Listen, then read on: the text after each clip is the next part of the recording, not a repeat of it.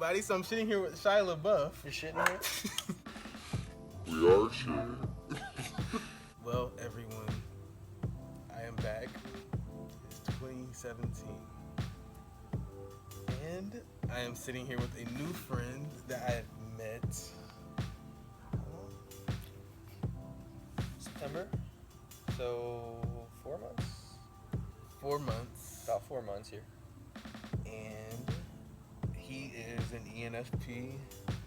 And as you know, I am an INFP. And today we're going to ask Matthew is his name, Matthew Orlando. And today we're going to ask him some questions about being an ENFP. And Shia, what kind of kid were you as an ENFP? Like, what emotions for you, like, were prevalent growing up, like, as an ENFP? Well, let me preface that with a little bit more detail into how my personality comes out. I'm not really a super strong extrovert. I'm like a 65-35 extrovert towards introvert. And when it comes to thinking versus feeling, it was like 48%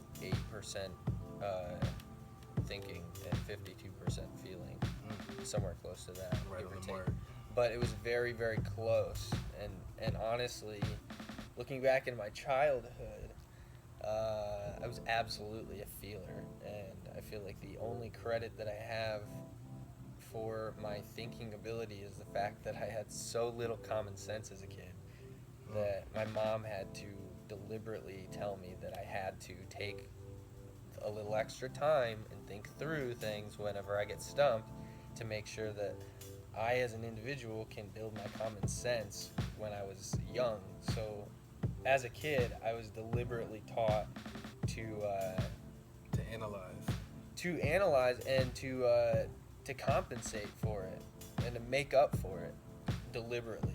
And now at this point in my life, I feel like I've pretty much, it comes out in the scale. It's almost right down the middle. I feel like I've fully, almost fully converted, I guess. It's like crazy. I've developed equal feeling to thinking, or developed equal thinking to my feelings, and now I can control my emotions much more. Yeah. Like when I was a teenager, I had to work on controlling my emotions really bad because I'd get upset really fast.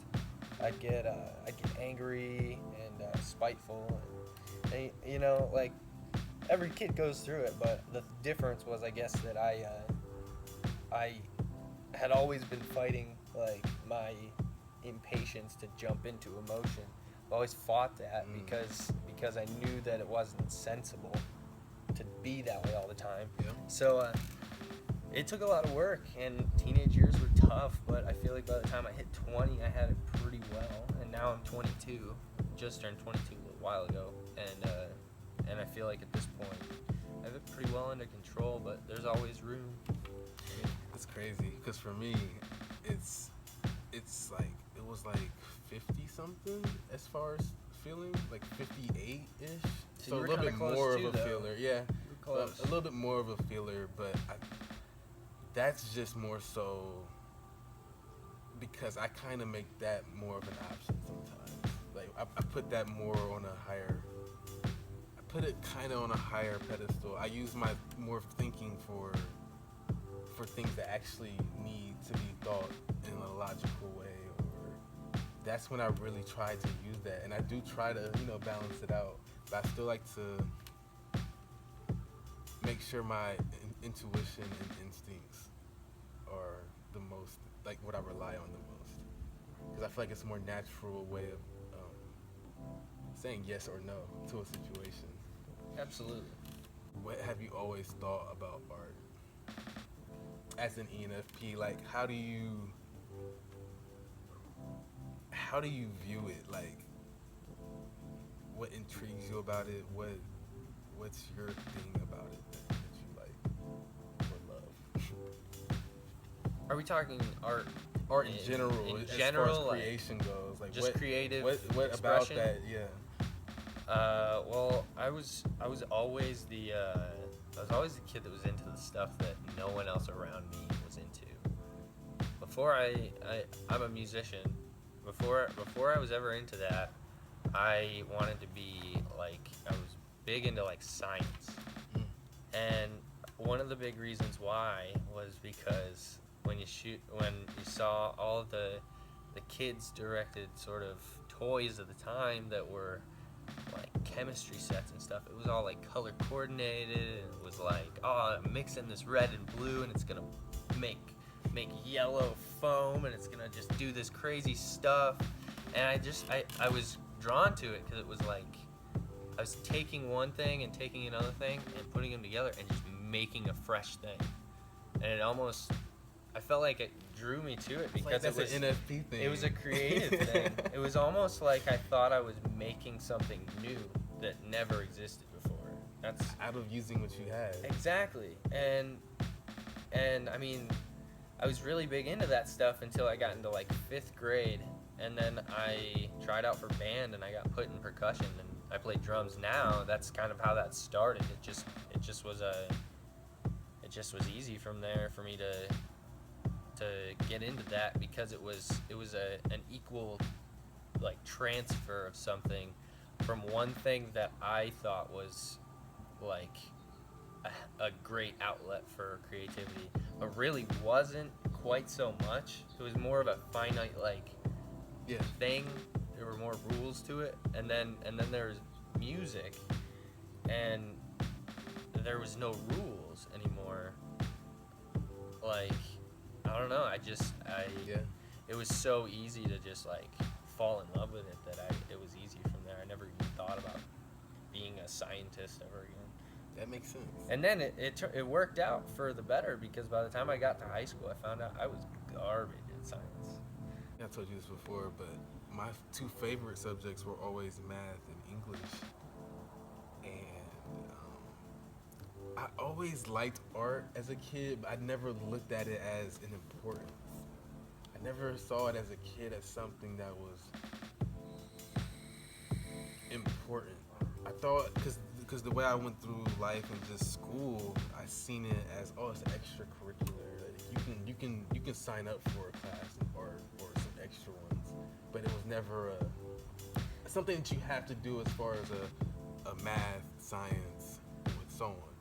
So I was always good at art and stuff like that, but I didn't start having a love for it until high school. Really?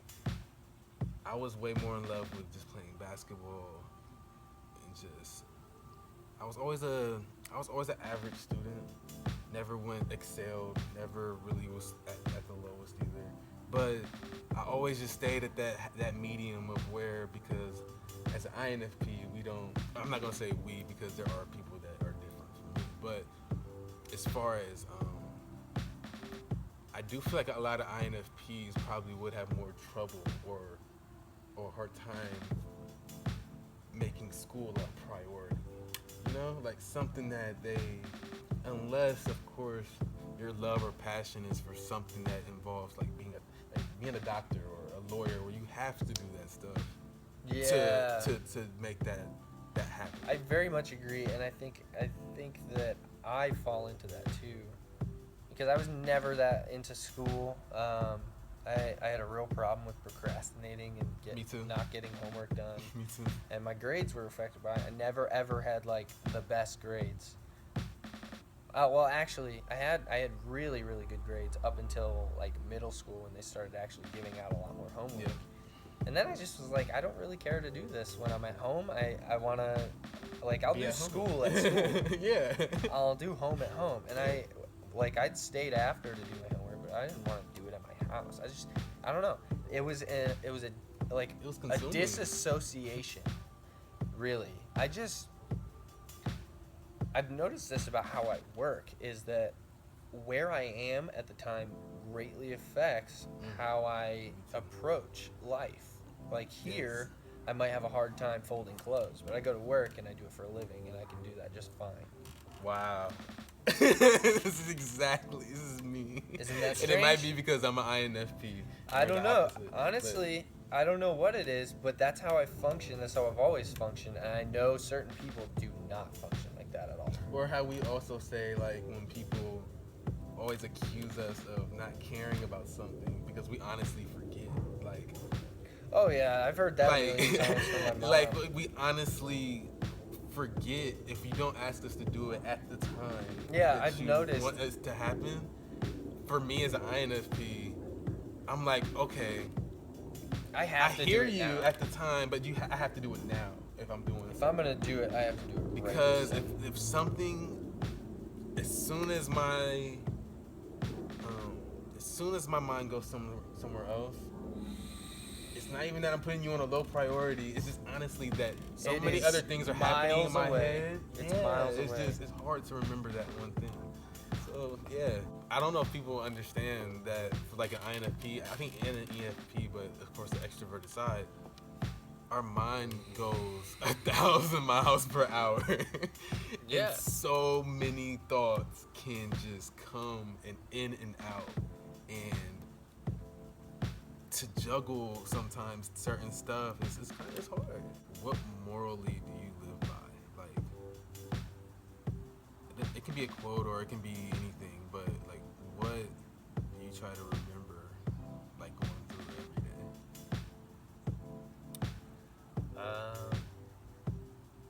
If it's a quote, it'd probably have to be my senior quote. Diligent hands will rule, but laziness ends in slave labor. Yeah. That applies to me because for my whole life, I was always told that I was the lazy kid. And that I was the kid that had no fire under his ass. And that I had little motivation. And what I found is that's true in the things that I'm not very passionate about. Yeah. When it Same comes to thing me, with when it comes to me with my music, that's not true. But with everything in life, even just the responsibilities of being an adult, that is very true. And I have to consciously push myself to get what needs to get done. And that Bible verse, when I first heard it, was just, it was all encompassing of that. That like, keep yourself diligent, keep yourself pushing, because otherwise you'll get complacent. And if you get complacent, you're not gonna progress in life, and you will feel like a slave if you decide that this $9 an hour job that you work is the last job you'll ever get. I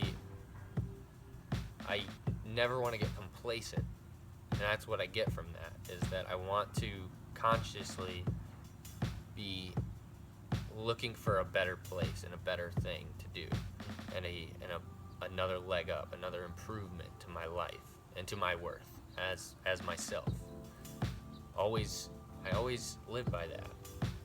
I don't know, it's always really clicked with me. That is crazy that that's yours, and it really applies to me too. The only thing that's constant is change. So like you said, getting complacent is something that you just can't do. You can't. You fail But in life if you get complacent, I because haven't- everything else around you will grow except for you. Yeah. I had a quote that I came across, and it was crazy. It was in a rap song, and Jay-Z said it. But it was from a book called, I think it's A Course in Miracles. And it's a very, it's a book about spirituality. And it's a thick book. And it says, nothing real can be threatened, and nothing unreal exists. And as soon as I heard that, me and my friend Julian, we like, that just makes so much sense. Like, it seems so simple to people when you just read it, and you just like, but to really understand what it says as far as nothing real can be threatened, like, just to know that if anything else happens in your day that can in any way make your mood change into a negative space, just remember that it's not that important. It's not something that is real that can harm you. what someone says or what somebody else can try to do to you shouldn't affect your life. And it can be different situations where that incorporates itself. But yeah, it's that's what I go by right now. But anyways, I think that's gonna be the end of this talk, and we'll probably have a lot more in the future on some just other random deep conversations. That's how it tends to go with me and Matt. Honestly, I like that we include our personality types in it, but I also don't want to get caught on that too much. I just said that in my last video. Cause I mean, there's gonna be those links in personality types that everyone in that personality type might be like, but everyone's got individuality, and we've all been through so many different things. I mean, one of the things that makes Marcus and I's friendship so great is the fact that we have completely different upbringings, and it's kind of a rare thing nowadays to have two people of completely different upbringings and a lot of different opinions can sit down like we just did for I don't know how long we've been going. And just sit down here and have a conversation. And we may not necessarily agree with everything that the other person says, but we got different things to bring to the table, and at the very least, we'll learn something from it. And that's what we take away from it. And that's a really good way to communicate with people. That's healthy, and that's where you get places. That's how you actually can compromise with people, is when you learn to take a step out of your own shoes and look at it from a different angle. And it's also not having the expectation, like to not expect to know something about somebody that you honestly don't know, like absolutely. And it's just going into a conversation with full perspective and trying to full objectivity, and like you said, try to see how they see. Yeah. Don't think that your upbringing, your mindset at that point is the only mindset that you can possibly have, and others are wrong if they disagree. That's the beauty of because Marcus and I do not see eye to eye on everything. Mostly not. On a lot of things. We take a while to talk through stuff before we actually start agreeing on stuff, and that's because we fully express what we've been through and what we feel about it. Yeah, it's pretty fun. So that's what you have to look forward to. We're gonna do that in the future. Talk about some hot topics. Shia LaBeouf. Like Shia LaBeouf. Have you heard about our Lord and Savior, Shia? In Shia we trust. Keep on LaBeouf.